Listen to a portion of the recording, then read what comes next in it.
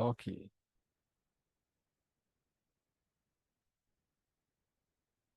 Então, a gente vai continuar nosso trabalho sobre as partes interessadas, falando da gestão sobre elas, em vários momentos aqui do projeto, né.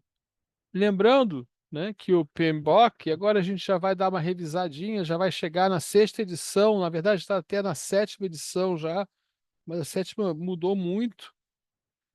A gente quer identificar as pessoas, né, os grupos e as organizações que podem impactar ou se sentirem impactados pelo projeto.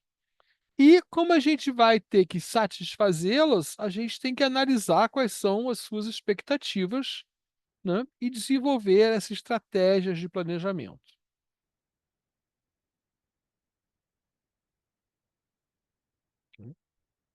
Então, como é feita essa identificação, né? Na verdade, vocês, a gente conversou aqui há um pouquinho atrás, né? Muitas vezes é feita pela experiência que a gente tem em trabalhar com as pessoas, né, e a gente vai fazendo num processo, assim, de bola de neve, né.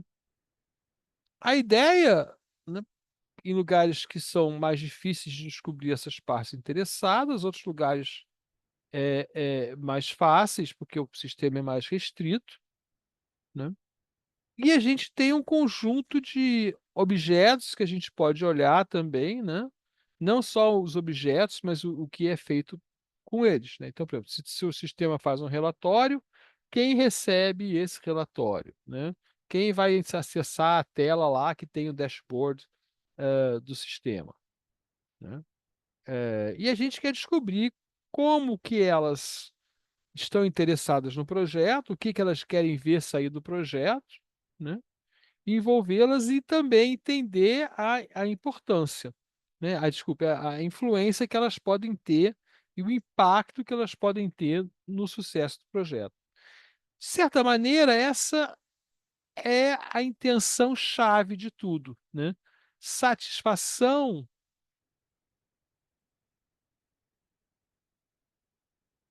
da parte interessada significa sucesso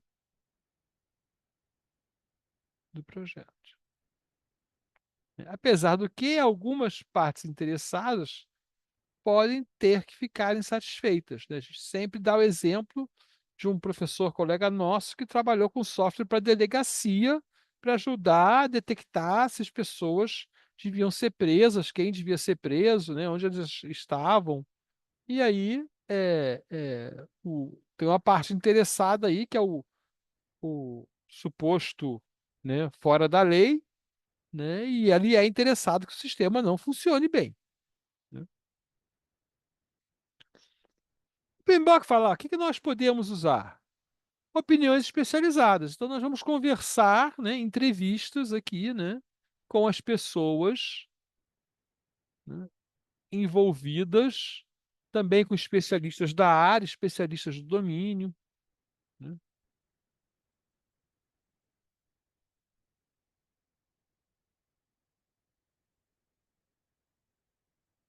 que vão dizer para a gente se as coisas quem são essas partes interessadas, no que elas estão interessadas, né. Também a gente pode fazer, por exemplo, para saber alguma opinião sobre um serviço que a gente vai mudar, né, a gente pode fazer questionários, pode fazer pesquisas, né. Uma ação bem interessante para descobrir todo mundo que tem que ser envolvido num projeto, né, são essas atividades de brainstorming e brainwriting, né. A partir daí, a gente vai fazer uma análise de dados com técnicas de análise de dados, como análise das partes interessadas, classificá-las de alguma maneira, né. A gente aprendeu, eu até agora, né,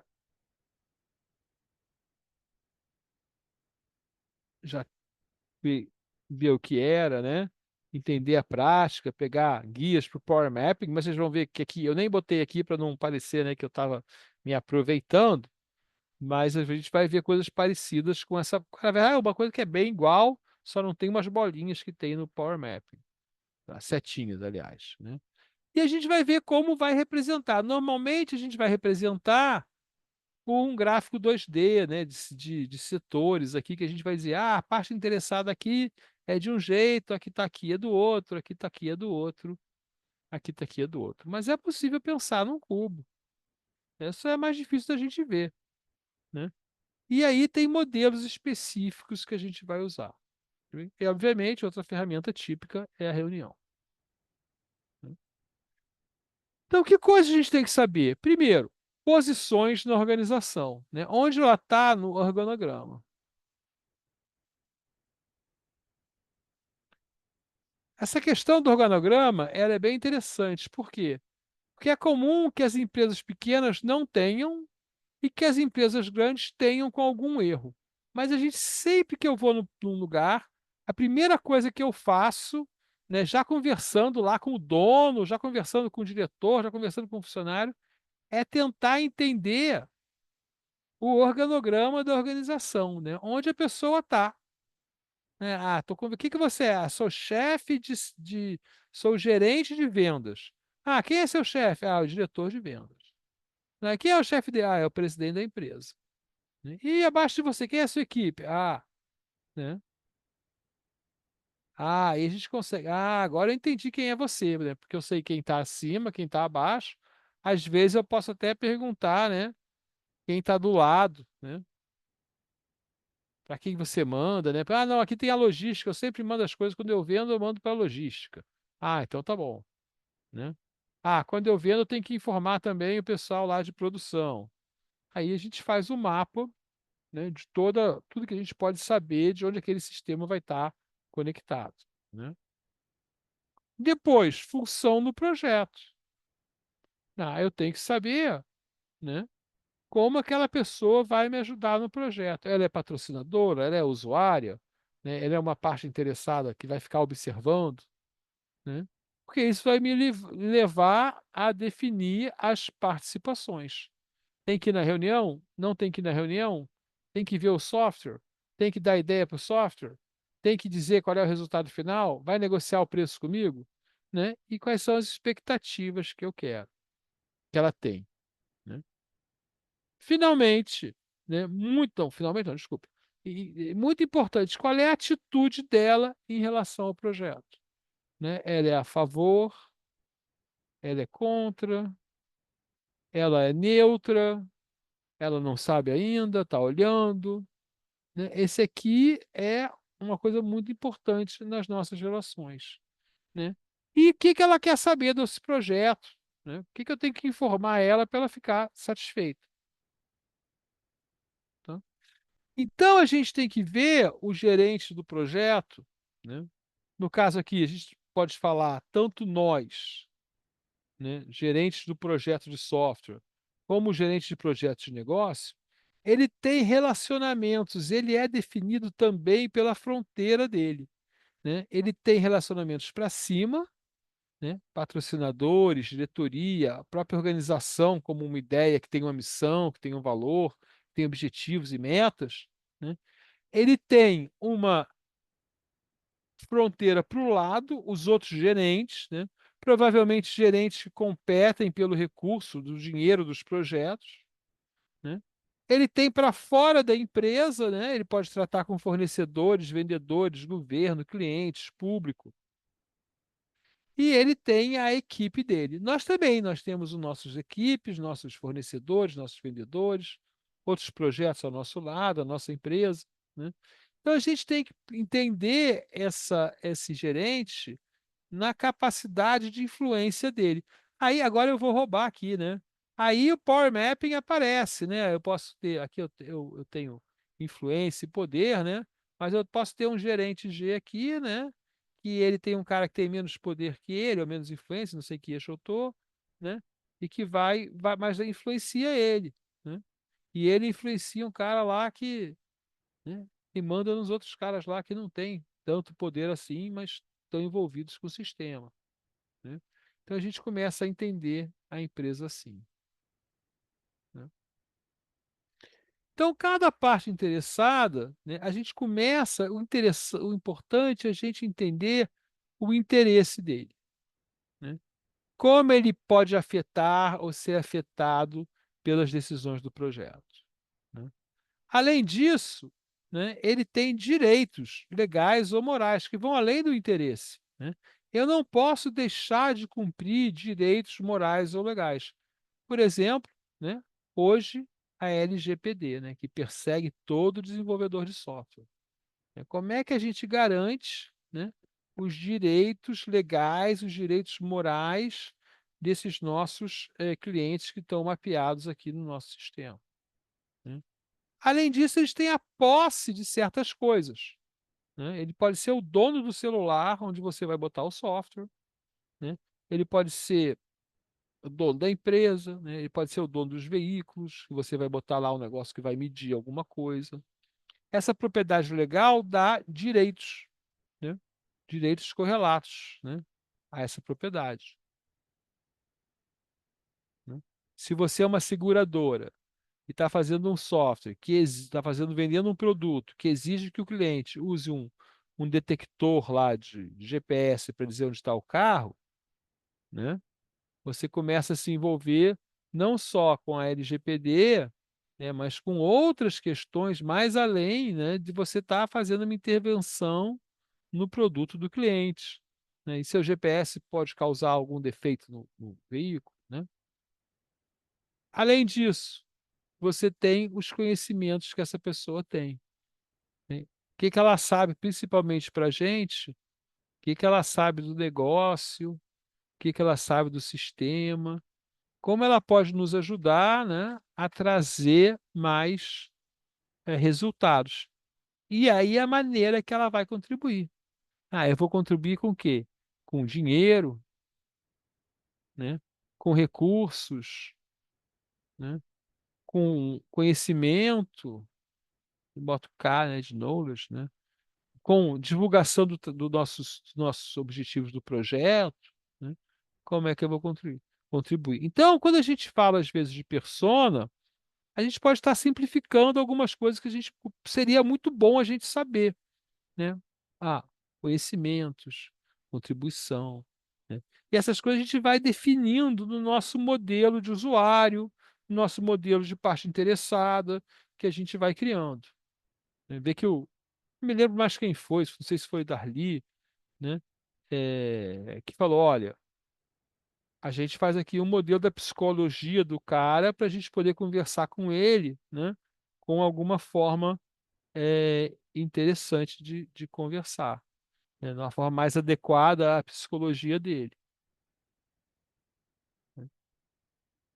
Uma boa maneira de começar essa busca das partes interessadas é realmente uma reunião de brainstorm, onde você vai buscar todas as ideias de pessoas, organizações que poderiam ser as partes interessadas. E aqui a gente quer ser bem extensivo para depois falar: "Bom, se eu conseguir encontrar todas essas partes interessadas aqui, posso botar aqui governo, né, posso botar aqui, o pai do usuário, né, porque pode ser uma criança que está jogando, e aí depois eu vou ver quais que eu vou tratar.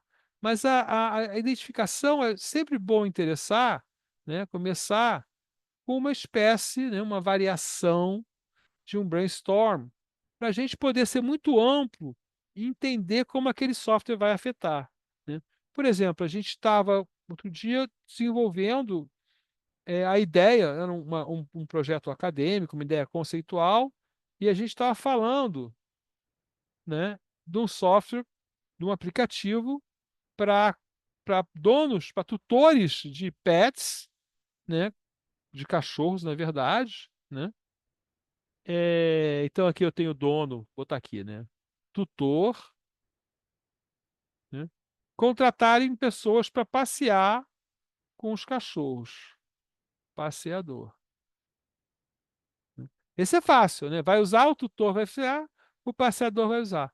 Agora vamos fazer aqui rapidamente, né, quem está aqui me ouvindo bem, um brainstorm para dizer que outras partes interessadas vocês imaginam? Tem 2 que são bem rápidas, se a gente achar essas 2 eu fico feliz.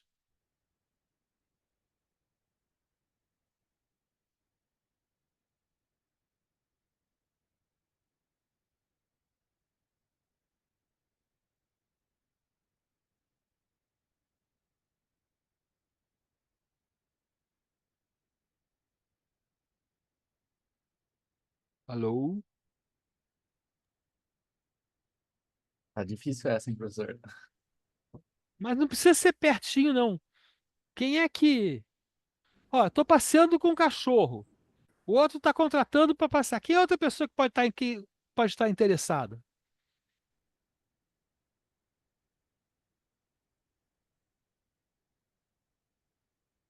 O veterinário seria uma parte interessada? Veterinário poderia ser uma parte interessada, não poderia? Eu posso começar a fazer, pô, o veterinário e também pode contratar o passeador para ir buscar, né? Um cara lá. O veterinário pode querer saber que cachorros encontraram seu cachorro, porque o seu cachorro está doente, ou o seu cachorro está ferido, né? Ou pegou lá a pulga, né? Agora tem outra parte interessada que vocês têm que abrir bem a mente, que são a parte interessada também, né? Inclusive a legislação hoje fala que eles têm que ser protegidos, né? O próprio pet? O próprio pet, né? Ele não tem um interesse dele, ele tem um interesse assegurado a ele pela, pela legislação, né? Ele tem que ser protegido.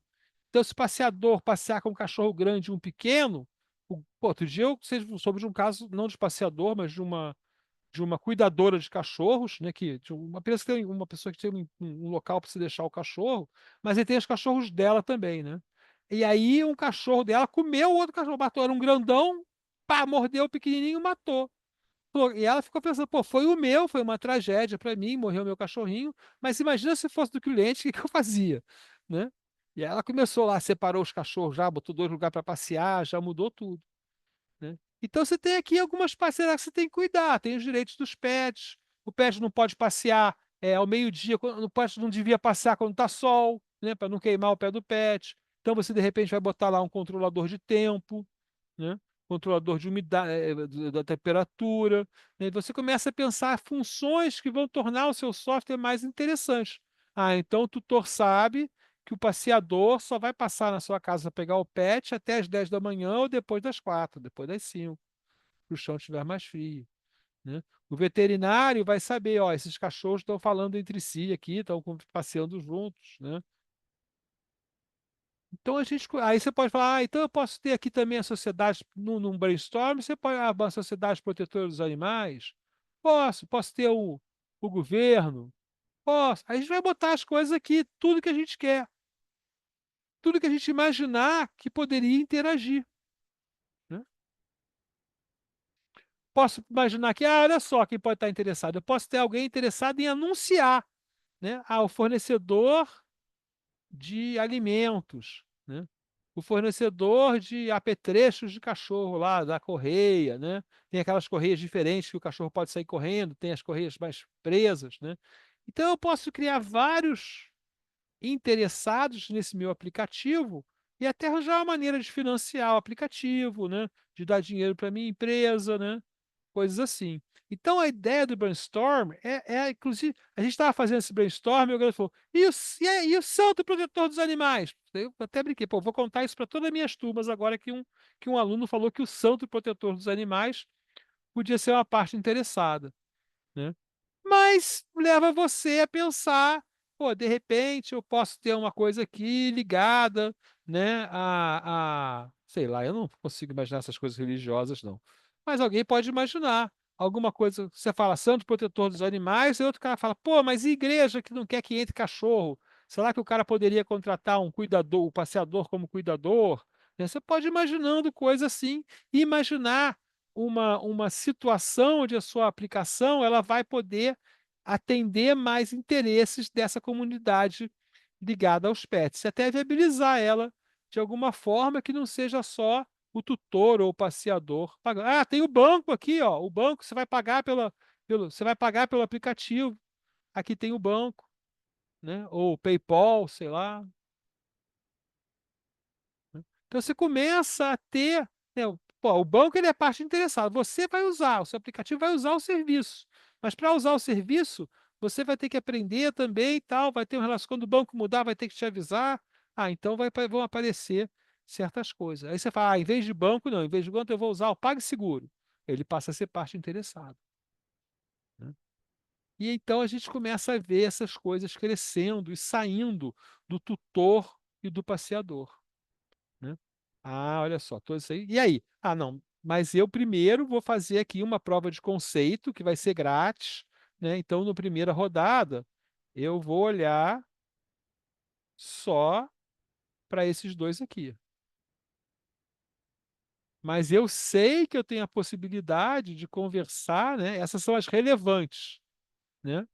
Mas eu sei que eu tenho. E, aliás, o PET também tem que ser, né? Mesmo que, sei lá, não vá usar, né? Mas eu sei que eu tenho um espaço aqui para procurar várias outras partes interessadas que podem levar meu aplicativo para um lugar ou para outro, né? Então a gente começa a perguntar: quem pode ser afetado? Ah, o cachorro. Pô, mas o cachorro pode ser parte interessada? Ah, é. É, porque se eu deixar você passar ao meio-dia, ele vai queimar o pé, né? Quem tem voz? O cachorro não tem voz. Ok, mas o tutor tem voz, né? O passeador vai ter voz lá, ele pode falar, né? Quem são os representantes? Ah, quem representa o cachorro? Ah, quem representa o cachorro é o tutor, mas também é a Sociedade Protetora dos Animais. E aí, o que você pode fazer? Você pode ir lá conversar com o cara e falar: poxa, o que eu devia prestar atenção nesse relacionamento aqui, né? Ah, então ó, você pode botar aqui uma nota para o passeador, você pode botar uma observação do cachorro se ele chega cansado demais, né? Você pode botar um negócio para tirar foto quando passeia, né? Para mostrar onde vai. E o cara da SPA pode ter umas ideias, né? E aí você vai para baixo. Quem são os responsáveis? Né? Quem vai fazer, quem vai pagar, quem vai cobrar, né? Quem pode se mobilizar contra o que é pretendido? Pode ter um concorrente, né? No caso lá do meu aplicativo, da minha aplicação lá que um colega meu fez para a delegacia, o bandido, né? Quem pode ajudar o projeto se participar? Ah, eu posso convidar algumas pessoas que eu conheço que entendem de cachorro, né? Eu posso convidar alguém que é um passeador, né? Alguém que já teve um negócio parecido, né? Eu ia falar passear com gato, né? Mas não é bem isso, né? Mas coisas assim, né? Quem pode fazer falta ao projeto se não participar? Então a gente vai fazendo essas perguntas, né? E aí, quem precisa ter o comportamento alterado para o esforço da. Ah, eu tenho que mudar, ó. O tutor hoje contrata de um jeito, o passeador é contratado. Como é que ele. Ah, ele usa uma lista de WhatsApp, né? Pô, eles têm que parar de usar a lista do WhatsApp e usar. Lá na universidade, os alunos fizeram, né, um projeto, ganharam dinheiro, fizeram vários TCCs e tal, e fizeram um aplicativo de carona, né? Nunca funcionou direito. Por quê? Porque o pessoal faz grupo no WhatsApp, né? Ah, mas tem um aplicativo de carona, dá uma FRJ. Pô, mas é muito mais fácil conversar para pedir carona. Eles não conseguiram mudar o comportamento, né? Alterador, né? Não conseguiram mudar o comportamento. Eles não têm como dar incentivo, né? Eles não têm como cobrar, eles não têm como pagar, eles não têm como fazer anúncio, então não conseguiram mudar o comportamento, né? Então a maneira de fazer é fazer uma fichinha mesmo e você ir anotando lá, ó, descobri que o tutor, né? A posição dele não é uma organização, ok? O papel dele é o tutor, né, do animal, e ele vai ser um contratador no meu projeto, né? Posso ter nomes e contatos aqui, quando é um negócio geral. Necessidades. Ah, alguém que passeie com o animal. Saúde do animal, manter a saúde do animal, né? Expectativa. Ah, pagar pouco, confiar no passeador, receber o animal saudável. Influência, ele que vai comprar, sei lá, ele que vai pagar, né? Classificação, bom, aqui ele é do mundo externo porque é um aplicativo. Isso aqui pode ser várias coisas. Você vai ter que pensar para o seu projeto, né? Ou sua empresa vai ter que ter um template desse tipo, né? A do nosso colega aí, ela faz um mapa psicológico do parte interessado, né? Eu trabalho geralmente com uma planilhinha simples no Excel, com essas coisas lá, como se fosse um banco de dados, né? E aí existem várias maneiras de classificar a parte interessada, né? A que são mais fáceis de usar, né, são as de poder, interesse no projeto ou poder, influência no projeto. Porque o poder, ele vem da empresa. Tá? O poder vem da onde? O poder vem do grau que a pessoa está no organograma da empresa.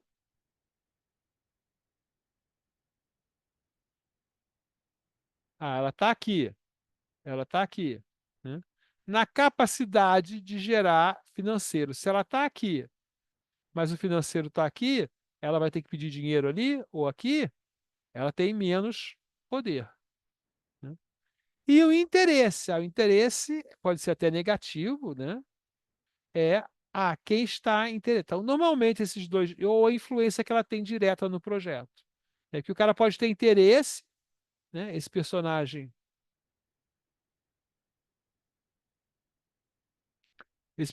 da empresa que está aqui do lado, ó, ele pode ter interesse no projeto, mas ele não tem realmente influência. Ah, por que que ele tem interesse? Ou esse aqui, né? Por que que ele não tem interesse? Ah, porque ele tem interesse porque ele quer ser chefe um dia, ele é o candidato a ser o negócio, mas hoje ele não tem influência de verdade. Quem tem é esse aqui. Quem tem é o cara daqui, ele tem influência. Ah, tá bom, mas ele tem interesse. Então, geralmente, esses diagramas, esses aqui, os dois são representados em diagramas, né? Geralmente o poder é o que fica aqui, né? E aqui fica interesse no projeto, influência no projeto. Normalmente, quando é interesse, a gente quer aumentar o interesse de todas as partes. Então, o que a gente deve fazer é trazer as partes que estão aqui com baixo interesse para alto interesse. Tá? Influência já não é a mesma coisa, porque a gente quer realmente que quem tem muito poder, não, a gente quer, como é que é? Quem tem muita influência, né, tenha poder, né? Mas pode ser que a gente não queira, aqui eu tenho que pensar mais. Tá? Também a gente tem aqui um mapa entre influência e grau de impacto do que vai sofrer, por exemplo. Né? Então, ele pode mudar, né? Influência aqui, né? Mas ele não vai sofrer. Tem gente que vai sofrer impacto e não tem influência. Tá aqui, né? Aí a gente quer, bom, será que vale a pena trazer esse cara para cá? Dar influência para ele no projeto? Né? Então, esses são termos fáceis de entender, né? E principalmente o termo poder. O que que é poder? Poder é a capacidade de poder de fazer uma pessoa fazer o que ela não quer, ou fazer o que eu quero. Não precisa nem saber se ela quer ou não quer. Poder, eu tenho poder se eu posso fazer você fazer algo que eu desejo. Tá? Influência é minha capacidade de levar o projeto por algum caminho ou outro caminho. Né? A influência está geralmente associada ao poder, mas também está associada ao fato de eu usar. Então, eu tenho um poder que não é explícito, mas é porque eu vou usar. Né? O impacto que eu sofro vem de como aquele software vai me afetar. E o interesse é bem pessoal. Eu posso estar interessado no projeto ou não, apesar de ter relação com o meu cargo também. Né? E depois tem um método, né, que chama de saliência também, de importância relativa ou de saliência da parte interessada, né, que fala que a parte interessada, né, para ser uma parte importante, ela tem que ter três coisas: poder, urgência e legitimidade. Tá? Então, aqui no grid poder e interesse, né, geralmente a gente tem algo assim, né, interesse baixo alto, poder baixo fraco. E aí o que que a gente tem que fazer? Olha, quem tem poder e tem interesse, né, ou quem tem poder e tem influência, mesma coisa. Tá? Melhor ainda para influência. Né? A gente tem que fazer a gestão colada nele. a gente tem que estar, essas pessoas têm que ser parte do processo de decisão. Elas têm que ser capazes de exercer o poder que elas têm.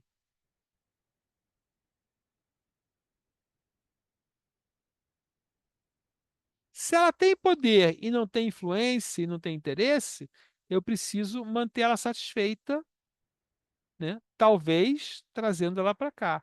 Mas eu tenho que falar, olha, está acontecendo tudo que você gostaria que acontecesse. Esse projeto está no prazo. É outro cara que quer, mas ele está no prazo, está gastando pouco, está entregando o que precisa, né? Se ele tem influência, mas não tem poder, ele não pode ditar, ele pode ditar, aqui é mais interesse do que influência, né?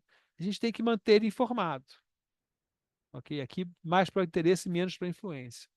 E se ele não tem nem interesse nem influência, eu tenho que saber se ele pode. Eu identifiquei que é uma parte interessada, não tem interesse, não tem poder, mas onde ele está? Será que ele vai poder, vai criar interesse? Será que ele vai sair daqui e vai para algum lugar? Então eu tenho que saber se ele está ali, né?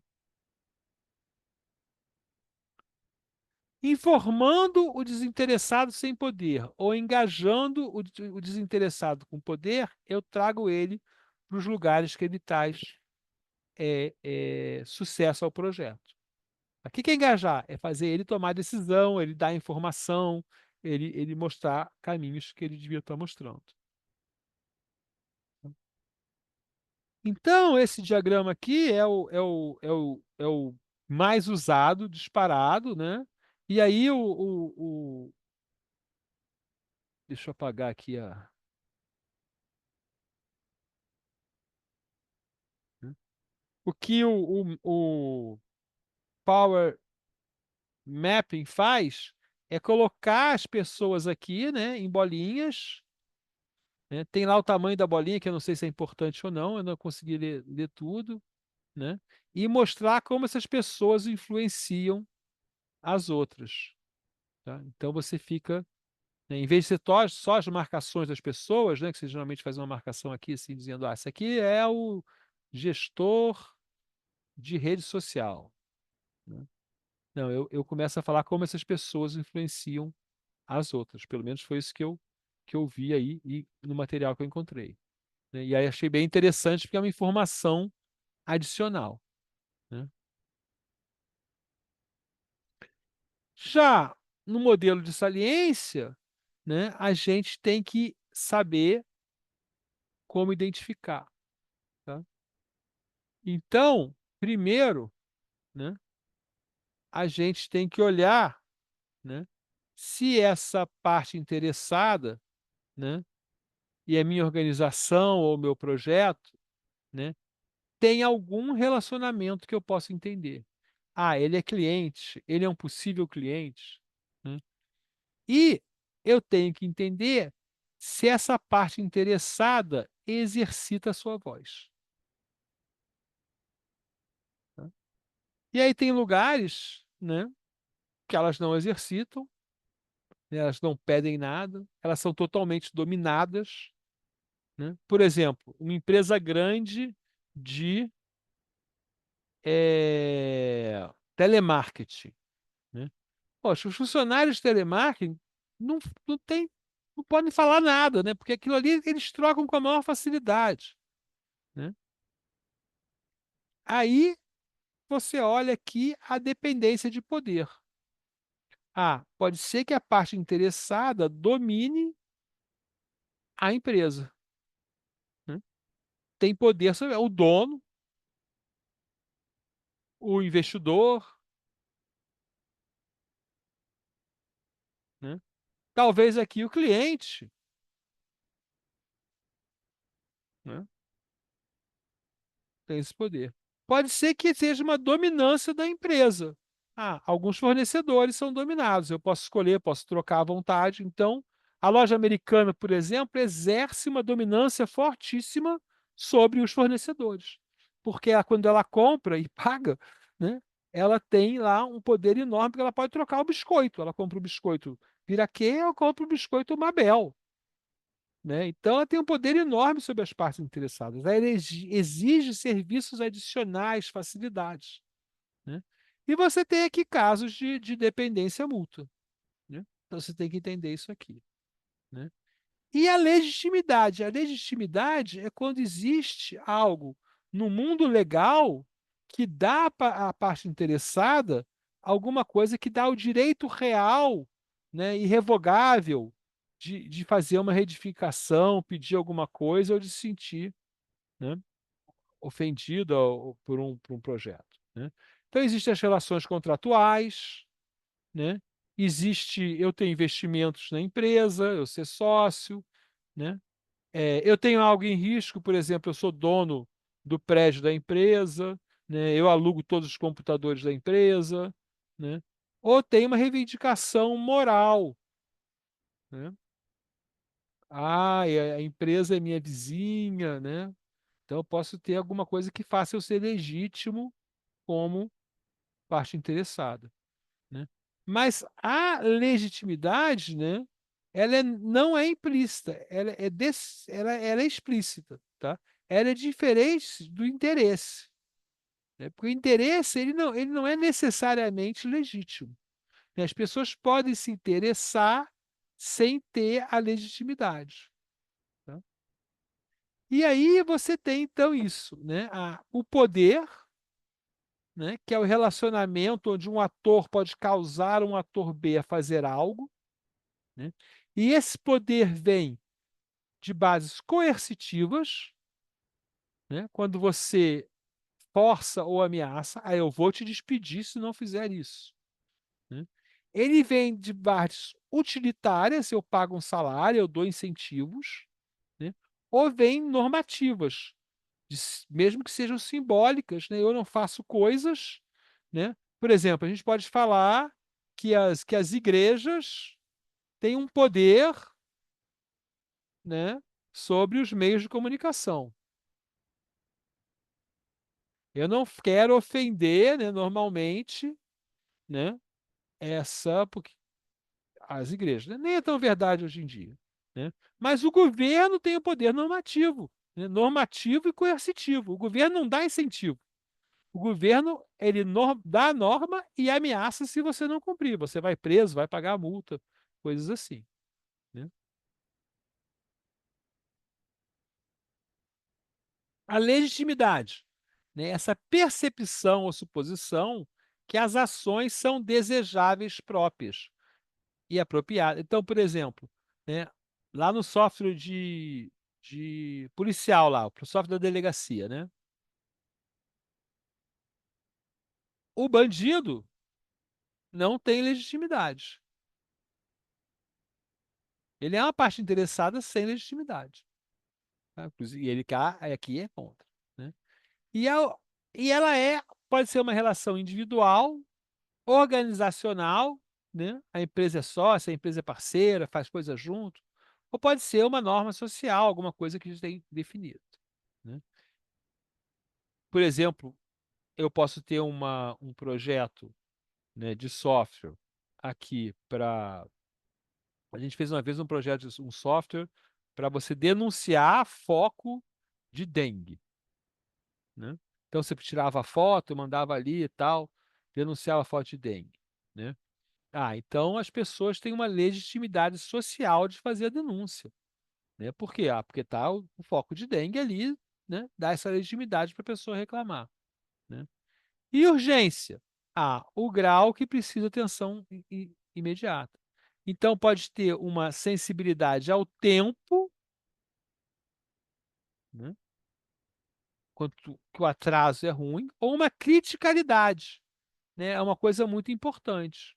Eu posso fazer uma coisa pouco importante, mas que tem que ser resolvida rápido para melhorar o meu serviço, mas posso fazer uma coisa muito importante que eu sei que vai demorar muito tempo. O pior é quando? Quando é sensitivo ao tempo e crítico. O famoso parou de funcionar. Ou não posso mais vender. Por quê? Porque o software não funciona, né? Então, ele quer levar a gente a poder identificar as partes interessadas dentro de modelos, dentro de estereótipos, que nos permitem entender qual é o risco que elas trazem ao projeto, né? Algumas partes interessadas, eles não têm poder, não têm urgência e não têm legitimidade. Então, eles são classificados como não parte interessada, not a stakeholder, né? Outras têm poder, mas elas não querem nada e não têm motivo para atuar. Então a gente chama de dormente ou inativo, né? Ele pode se transportar para cá ou para cá ou para cá, né? Porque ele pode perceber em certo momento que esse projeto vai exigir algo dele. E aí ele se torna legítimo, né? Eu tenho demandante, ele só tem a urgência, né? Mas ele não tem o poder dentro da organização que torna ele legítimo para pedir aquilo, né? Ou que ele possa realmente efetuar, né? Imagina um vendedor que acha o sistema difícil de usar, né? Ele gostaria muito de pedir um novo sistema de vendas. Eu tenho até um colega que teve esse caso, né? Ele era um representante no Brasil de uma empresa multinacional, só que a empresa multinacional falava: você só vende 1% da nossa renda. Então você não tem legitimidade de pedir nada. Você tem que se acomodar ao sistema americano que faz 90% das vendas. Não falava a palavra legitimidade, mas era isso, né? O discricionário, ele não tem urgência, mas ele pode pedir algumas coisas. Ele tem ele pode decidir pedir algo porque ele está ali com a legitimidade de pedir coisas, tá? Ou de se sentir afetado, né? Mas ele não tem uma urgência, né? Né? Aí tem o cara que tem, e aí ele, o que que ele é? Ele é o dependente, porque ele depende de alguém que tem o poder para fazer esse projeto andar, né? Muitas vezes eu fui chamado para fazer projetos, né, que não saem. Por quê? Porque o cara tem pressa, tem legitimidade, mas não tem poder. E aí ele não consegue convencer alguém de poder a financiar o projeto. Então, isso é um risco constante de investimento ruim, né? Risco de investimento. Quem é? É o cara que tem urgência, tem poder. Opa. Você vai lá, conversa, conversa, conversa, conversa e o projeto não sai, né? Vou marcar isso aqui, né?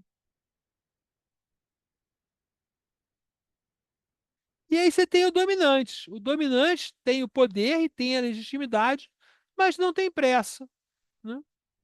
Ele tem o risco qual? O risco, ó, ele pode até navegar para cá, né? Mas ele tem o risco de ter outra coisa que tem pressa e ser mais importante que o seu projeto, né? Mas você já está num lugar e você pode confiar, porque ele tem poder e pode pedir aquilo, né?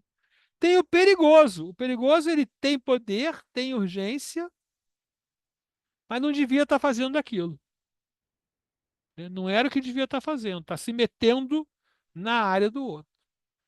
E, finalmente, tem o definitivo, aquele que vai ser o nosso patrocinador, né? É o nosso patrocinador ideal,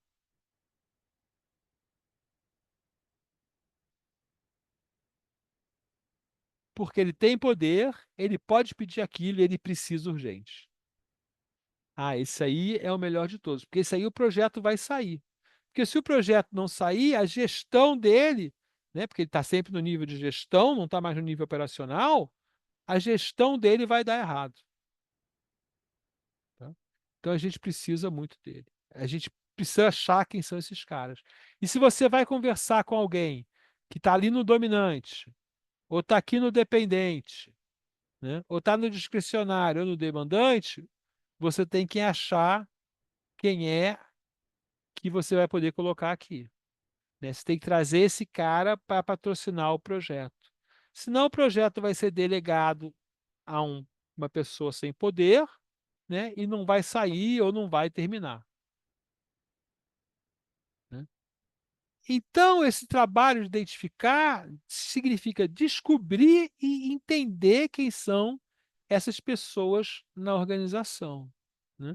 A gente faz isso muito informalmente, né? Fala: ó, a gente vai falar com o diretor, então vamos mais arrumado, né? Vamos levar uma apresentação.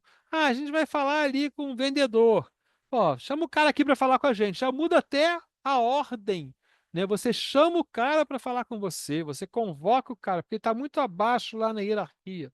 Ah, vou falar com o gerente de vendas. Ah, vamos marcar com a secretária, né? Vamos combinar na sala de reunião, né? Mas o diretor não, você vai sentar na porta e sentar no sofá esperando ele te atender. Então, essas coisas todas você tem que estar preparado para isso, né? Você tem que fazer a gestão do seu projeto e a gestão da participação dessas pessoas. Se o patrocinador pode participar das reuniões de levantamento de requisitos, ótimo. Se ele não tem tempo, ele tem que participar da aprovação. Ele tem que estar no momento de aprovação. E você tem que estar ciente que vai haver um risco, né, dele não aprovar porque o sub deles não falaram o que ele queria, né?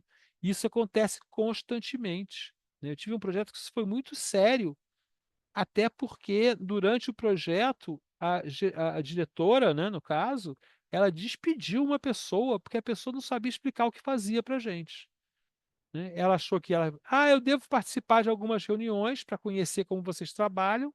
Ela participou de uma e aí depois daquela reunião ela despediu a pessoa porque a pessoa não sabia explicar o que fazia.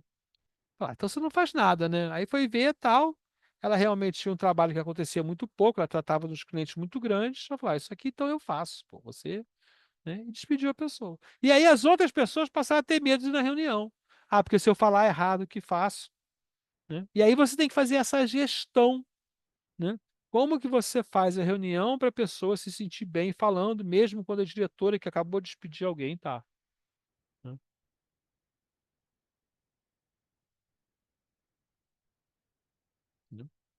Quando você, então, vai planejar a gestão das partes interessadas, né, você tem que processar como elas vão trabalhar, né?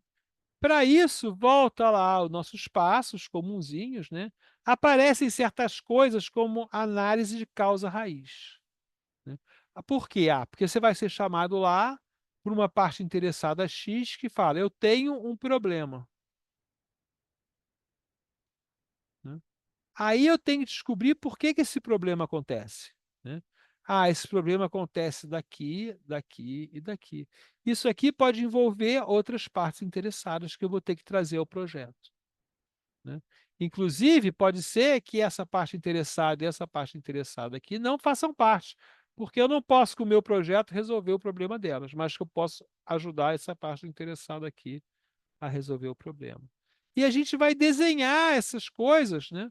Por exemplo, com uma ferramenta super simples que é o mapa mental, né? O mind map que você faz em qualquer aplicativo aí da internet, né? Mostrando como as pessoas se organizam, né? Ou pode usar matrizes de avaliação, coisas um pouquinho mais sofisticadas, mas não tanto, né? Então, o que que é uma matriz de classificação, né?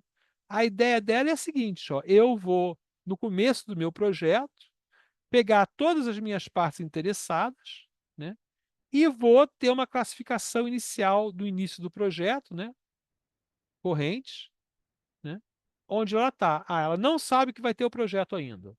Ela é resistente ao projeto, espero que não tenha ninguém. Neutro, sabe, não tem opinião. Apoia ou é a líder, né? E o que que eu quero? Eu quero todo mundo aqui no caso apoiando.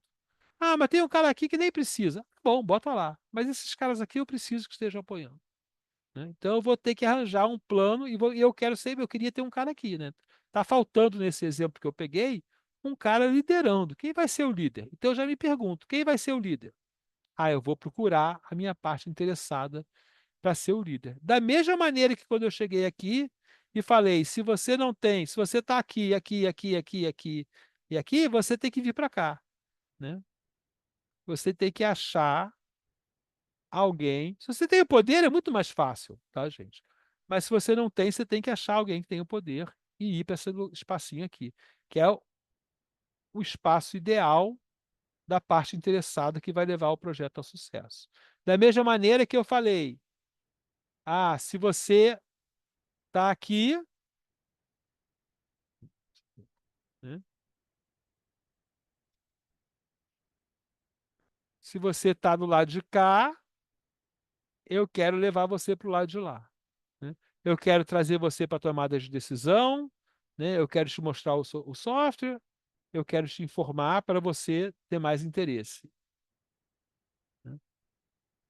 Então, quando eu chego aqui, né, eu começo a fazer planos específicos. Né? Essa parte interessada tem que sair daqui para lá. Né? Uma parte desse projeto é fazer a matriz RACI das partes interessadas. Essa é uma ferramenta muito usada em projetos, tá? Muito. Enquanto eu falei, olha só, essas aqui são menos usadas, né? As pessoas, porque são ferramentas, inclusive, que você não pode mostrar muitas vezes para o cliente, porque você está dizendo que ele é desinformado, que ele é insatisfeito, né? Que ele é contra o projeto. Essa aqui é uma ferramenta muito usada, porque você pode não só usar, mas você precisa fechar esse acordo com os seus clientes. Né? Então, essa ferramenta, você vai pegar todas as partes interessadas, né? Aqui, deixa eu ver se eu tenho exemplo maior. Né? Tem alguns exemplos aqui. Né? Eu tenho aqui as partes interessadas, né? E as fases do projeto. Né? Aqui um projeto do pedreiro, pintor, né? E eu vou dizer cada atividade, né? Definição, projetar, desenvolver, testar. Quem vai fazer? Eu vou dizer quem é responsável. O responsável aqui é o executor, né? O pedreiro faz, né? O analista sênior projeta, né? O analista sênior desenvolve. Né? Eu vou dizer quem vai aprovar. Né? Quem vai aprovar o desenvolvimento é o gerente. Né? Quem vai aprovar aqui a fundação é o engenheiro civil. Quem vai aprovar aqui é o cliente. Né? Aqui também é o engenheiro civil.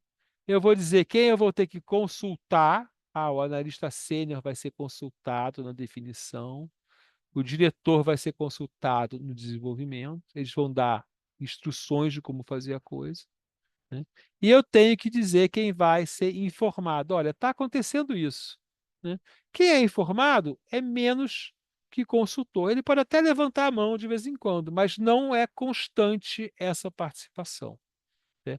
O consultado, ele não realiza, mas ele orienta, certo? O responsável realiza.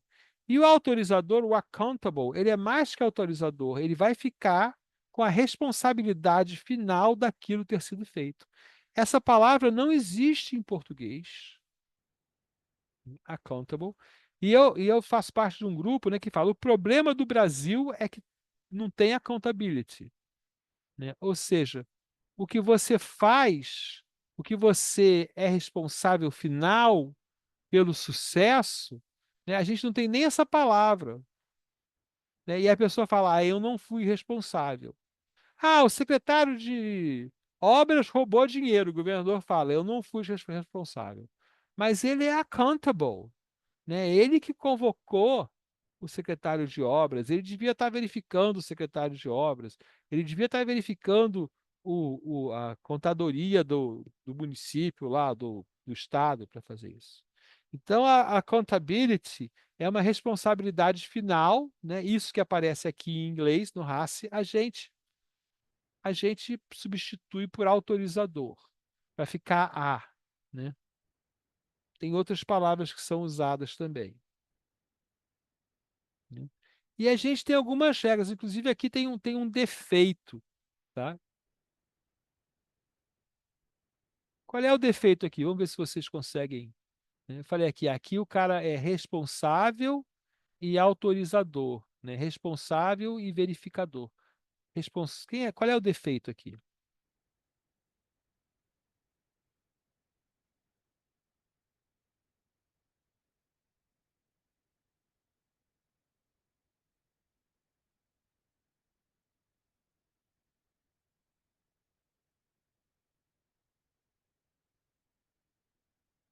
Alguém aí?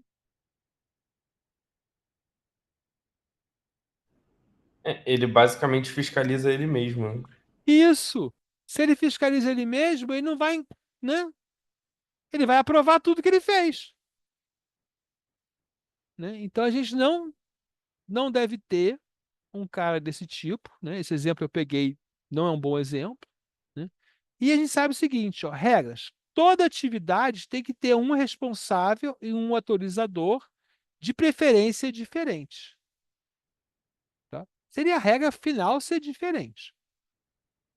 Né? Algumas vezes a gente sabe, "Pá, mas é o gerente que faz o plano e ninguém aprova." Aí você vai falar, se ele faz e aprova, é que ninguém aprova. Essa é a realidade. Né? Ele fica como responsável e accountable. Por isso que a tabela é RACE. Né? Ele fica como responsável e fica com toda a responsabilidade. Então, isso muitas vezes acontece em partes do projeto. Olha, você aprova a si mesmo. Então, você tem toda a responsabilidade sobre isso. E é por isso lá que o engenheiro civil assina a obra da fundação. Ele faz o projeto e ele assina e pega para si a responsabilidade da fundação. Né? Então, essa coisa acontece, mas não é a ideal. O ideal é que eu teria um engenheiro fazendo, assinando porque fez, e outro engenheiro assinando porque falou, isso aqui está certo. Eu olhei e está certo. Tá? E essa ponte que fizeram, essa ponte do saber que liga o Fundão, a Ilha do Fundão, à linha vermelha, né? Ela foi recalculada pela COP. Né? A empresa de engenharia fez, falou, a gente vai fazer uma ponte assim. E a COP falou, não, deixa a gente ver essa ponte. E a engenharia civil foi lá e falou, essa ponte está boa, mas a gente não confia nela daqui a 30 anos. Então vocês vão fazer isso, isso e isso. Aí os caras fizeram de novo a conta, mostraram de novo para a COP e a COP aprovou. Né? Então é muito bom a gente ter alguém para verificar o trabalho. Né? Mas aí ele é responsável, assinou, é o accountable também. Pegou a responsabilidade toda para ele sozinho. Não é bom. Né? Então, na nossa análise aqui, a gente pode, como eu botei aqui as tarefas e aqui as pessoas, né? A gente pode fazer uma análise horizontal, que é a seguinte, ó. Um trabalho está sendo feito por mais de uma parte interessada aqui? Isso é certo? Porque se um trabalho é feito por dois, às vezes ele não é feito por nenhum. Né? Talvez eu tenha que dividir as atividades, para ter uma atividade para cada um. Pode ser pessoa, pode ser um grupo. Né? As tarefas estão realizadas no nível hierárquico correto. Se eu tenho tarefa de projeto, várias tarefas de projeto, são todas as pessoas que estão no mesmo nível hierárquico? Eu estou informando quem eu não devia e consultando quem eu não devia, ou não estou consultando algo que eu devia? Tá? E a gente olha também aqui, ó, excesso de R's, carga excetiva. Excesso de A's, carga excetiva. Nenhum espaço em branco. Pô, todo mundo tem que ser informado, consulta, então talvez esteja faltando parte interessada. Né? E aí o questionamento, né? RA na mesma célula. Né? E agora a gente junta a gerência de monitoração e o engajamento, né? Por quê? Porque eles são muito parecidos no PMBOK. Tá? Então a gente vai juntar eles e trazer outras ferramentas que eu acho bem interessantes. Tá? O PMBOK propõe uma tabela de benefícios. Então aqui eu não estou falando, veja que aqui, ó, vamos lá. Aqui eu estou falando das atividades, ok? Aqui eu estou falando dos benefícios que o projeto vai trazer. Né? Que esses benefícios são os interesses. Né? Então, que parte interessada tem interesse em que benefícios do projeto? E a gente vê, poxa, esse cara aqui não tem interesse em nada, essa aqui só duas coisas. Dois. Vamos ver o que que é. Ah, consistência do design, calendário acadêmico mais simples. Será que isso é suficiente? Né? Mas aqui é o Academic Board. Será que essas partes interessadas têm poder, têm legitimidade, têm urgência? Será que isso é suficiente para elas estarem interessadas? Né? O aluno tem algumas coisas, mas será que o aluno tem poder para querer isso? Então, essa aqui é uma tabela bem interessante, né? Mesmo que você coloque aqui o usuário, né? Coloca a parte interessada, mas você vai saber. Isso aqui, para projetos maiores, que vão ter que ser divididos, que são projetos de longo prazo, né? Tem algo muito melhor que isso, mas que é basicamente isso também, só que mais sofisticado, né? Que é o Quality Function Deployment, né? Que deve aparecer uma tabelinha aqui, né? Esses comportamentos são uma versão diferente, né? Aqui é o líder, né? Aqui é o apoiador, aqui é o neutro, aqui é o que posta resistência e aqui é o que luta contra, né? É mais ou menos aquela tabelinha que eu mostrei antes. Deixa eu voltar aqui nela, né? É mais ou menos essa aqui variada, tá? Veio de outro ponto do outro documento de análise de stakeholders, né? E mostra aqui como você trabalha com cada um desses grupos, né? Então, tem esse comportamento aqui, né? Líderes de mudança, né? Seguidores que estão atrás desse cara aqui, mas não entendem muito bem o total do projeto, né? E aí, o que você deve fazer, né? Então, esse aqui você tem que manter advogado, né? Esse aqui você quer trazer para cá, né?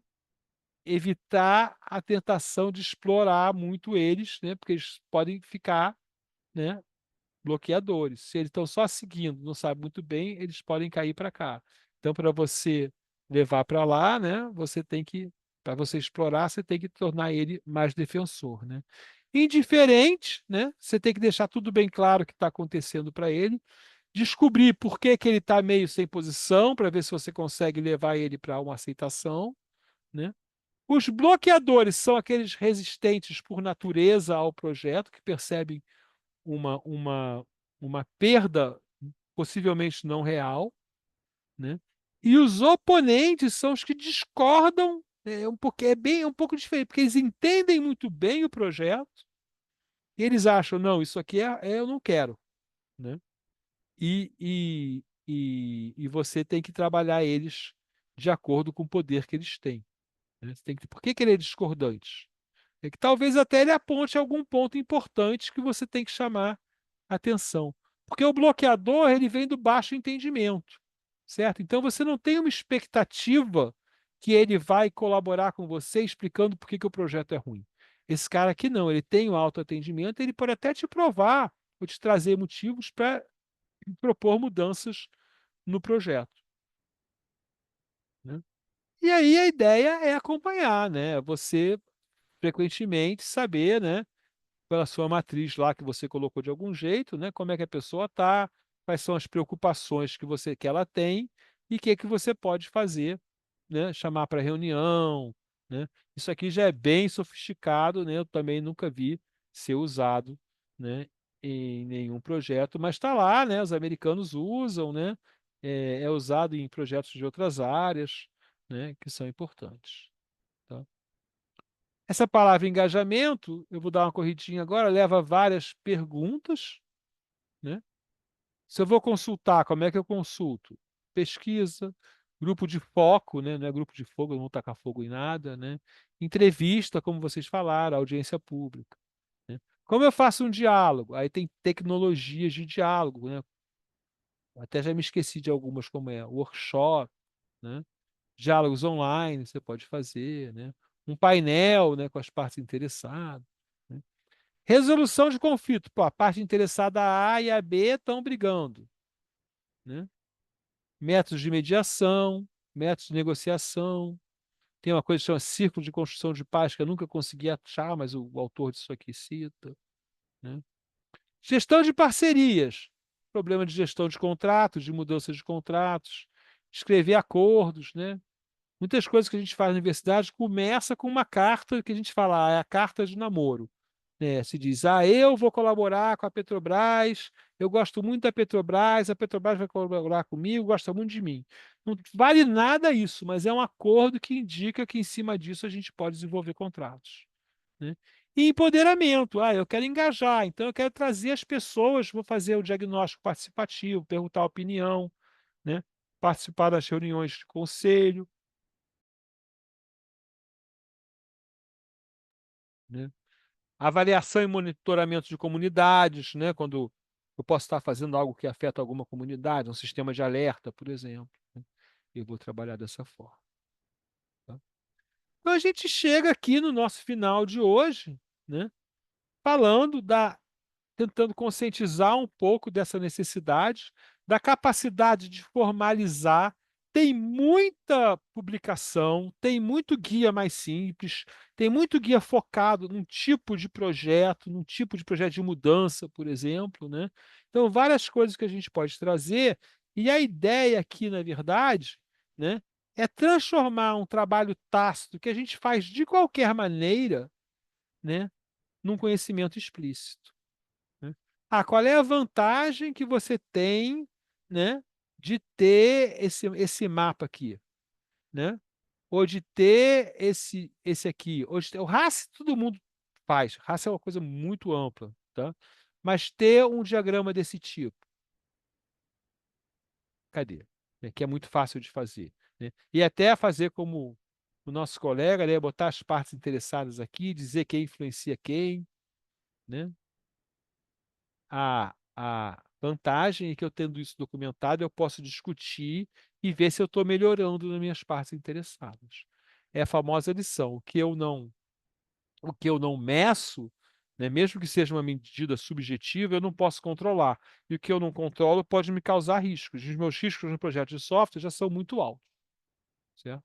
Então a gente tem que trazer essa coisa, né? A famosa engenharia de software que não é conhecida, né? Que vem de vários lugares, propõe consultores que trazem essas coisas para empresas, né?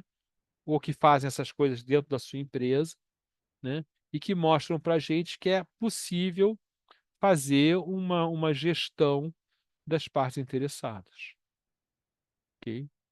Então essa é a nossa aula de hoje, tá? Lembrando a todos, esse material está no Moodle já, as apresentações, ok? Agora vamos lá, o meu passo a passo aqui. Parar a gravação.